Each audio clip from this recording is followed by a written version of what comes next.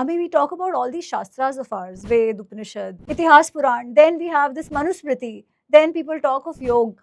What is all this? And if I want to formally understand it, where do I go? I just don't know. I'm so lost.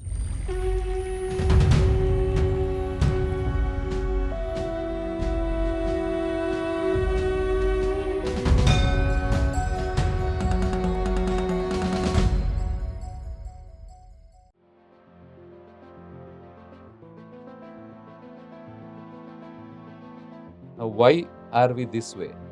Why did it come to you all the way? I mean, we talk about all these Shastras of ours, Ved, Upanishad, Itihas Puran, then we have this Manusmriti, then people talk of Yoga.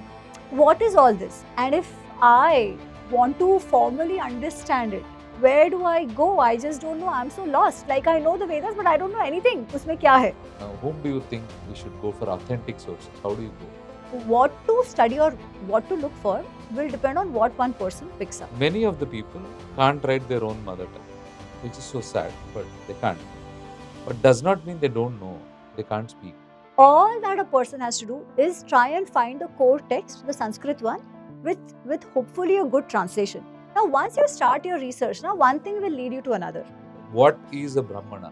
What is an Aranyaka? Broadly, there are two categories. One is Ved, which is called Shruti, and we have Smriti. When we look at a specific instance of a Upanishad, now how does it get attached to a particular way? Now, see, that is the beauty of the way our ancestors understood knowledge, right? Coming to one, might be a contradictory question.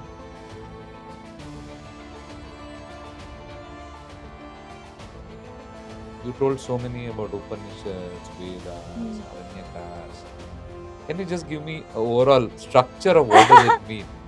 Who are these devtas? As a human being, what is my relation to the devtas? All those questions are something which the Upanishads, Aranyaks and Upanishads, they start talking about, discussing.